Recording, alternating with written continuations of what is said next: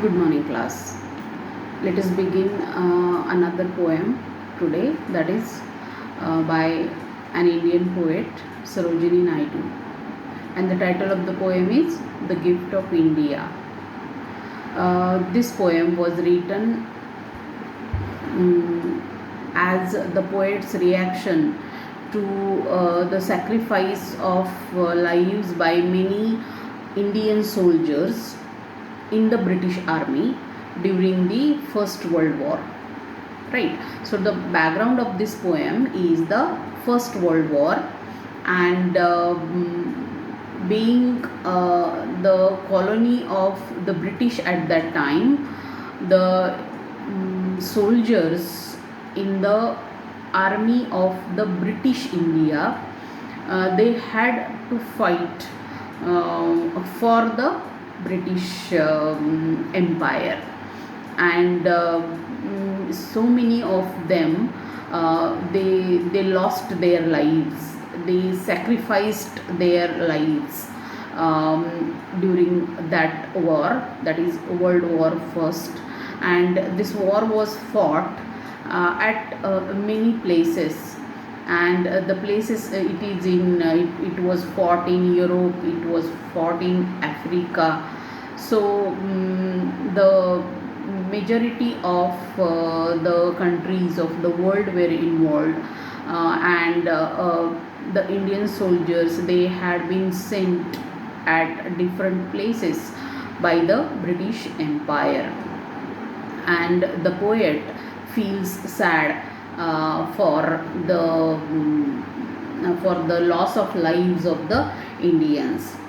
And the interesting thing, the most important thing about this poem is that here the speaker in this poem is Mother India herself, and she is grieving, she is lamenting the loss of her children, that is her soldiers. So here the nation India is presented as a woman, as the mother, and the soldiers, the Indian soldiers, fighting for the British army, fighting as a part of the British army. They were considered as the as her sons, and these sons, they had lost their lives, they sacrificed their lives during that fighting or during that war. So this poem is a tribute, is a tribute to these brave Indian soldiers. And the poem is Sarojini Naidu. And you might know that Sarojini Naidu was popular by the name Nightingale of India. She had been entitled the Nightingale of India by Mahatma Gandhi herself, and this is her poem. Let us read the poem line by line, and while reading, I will talk about the meanings of the different words that are difficult for you. As you see on the text that I had sent on the Google Classroom, there are 4 stanzas in this poem, and these stanzas, each stanza is made up of 6 lines, and a stanza of 6 lines is known as a sestet, right? So here are 24 lines divided into 4 stanzas. I read the first stanza. Is there aught you need that my hands withhold to hold something in one's hand? Aught is anything. Rich gifts of raiment or grain or gold. Raiment is clothes. Grain, dhanya, or gold. Lo, I have flung, that is to throw, flung to the east and west. Now here east and west directions, here it means, and here rich gift is for the soldiers. So Mother India, who is the speaker, she is saying that I have flung, I have thrown my gifts to east and west, means I have sent my sons, brave soldiers, to the east direction as well as the west direction. Priceless treasures, treasure, khajina, priceless, invaluable,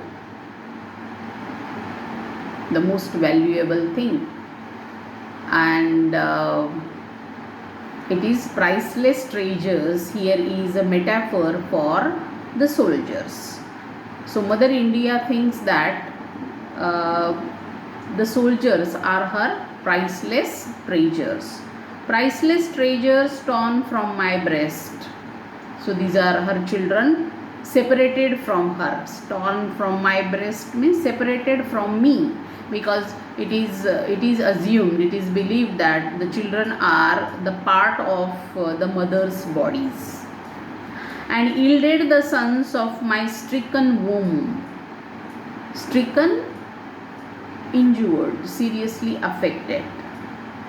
To the drumbeats of duty. Drumbeats of duty, that is the sound of the march of the soldiers. When the soldiers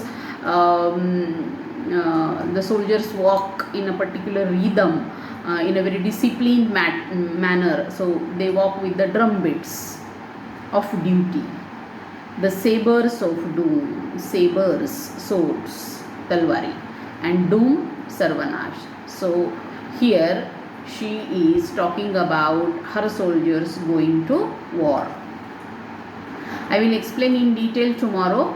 Today just I'm reading the poem with the explanation of some important words here. Gathered like pearls, gathered, gola karne, pearls, moti, in their alien graves, alien, foreign, graves, kabar. So she says these, again here is a metaphor, that is pearls. Pearls are the here it is the metaphor for the dead bodies of the soldiers who were buried in different parts of the world. Alien graves, that is in foreign lands. Silent they sleep by the Persian waves. So some were buried in Persia. Scattered like shells on Egyptian sands. Some were there buried in Egyptian sands, that is in North Africa. They lie with pale brows, forehead, and brave broken hands. So their bodies are mutilated. They are wounded. They are strewn, scattered like blossoms mown down by chance. Blossoms, flowers. So here again the similes are used, and the soldiers are compared to blossoms, flowers, as the flowers are scattered because of the strong wind. So the dead bodies of the soldiers are scattered in various graves in the foreign lands.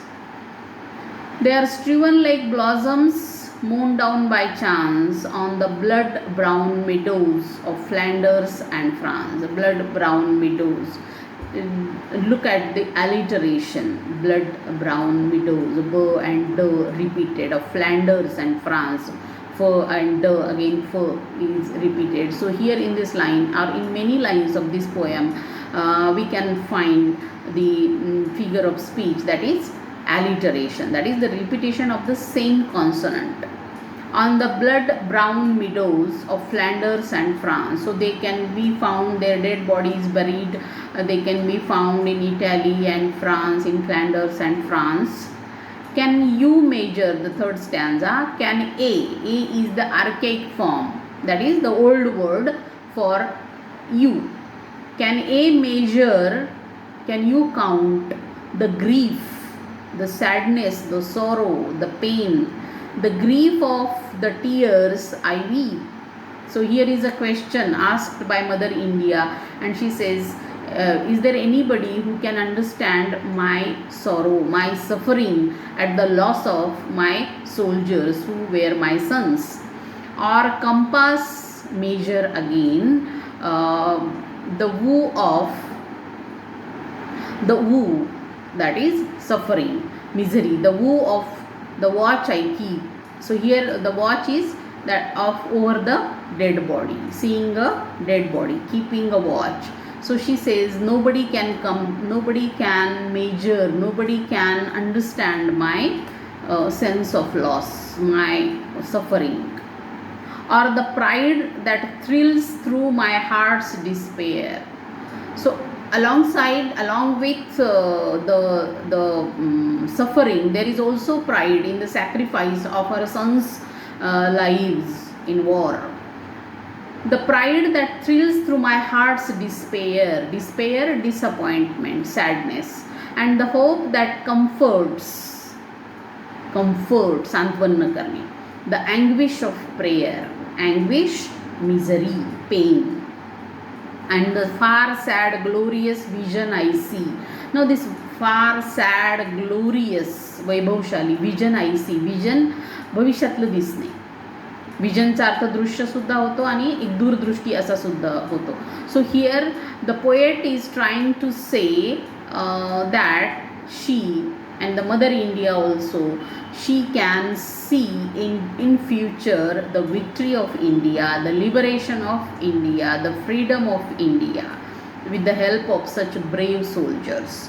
So she says, and the far sad glorious vision I see of the torn red banners of victory.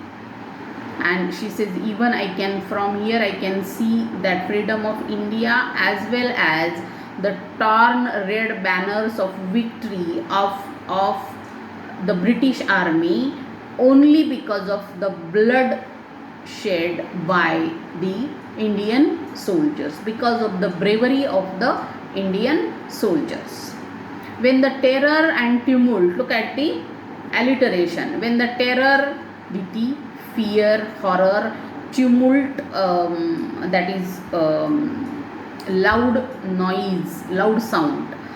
When the terror and tumult of hate, is repeated, alliteration, shall cease.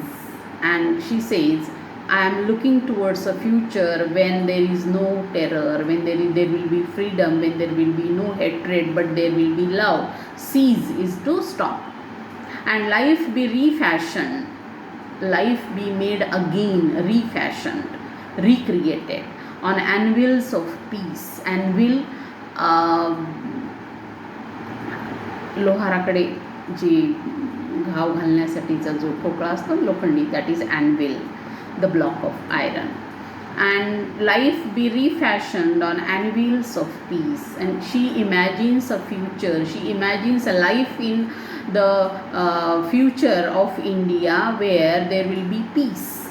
And your love shall offer memorial thanks, memorial, in the memory of something, to the comrades, the friends or the fellow soldiers, fellows, to the comrades who fought in your dauntless ranks. They were very brave, they fought with them. And you honor the deeds, job, krutya, achievement. And you honor the deeds of the deathless ones. Deathless ones, the deathless ones is the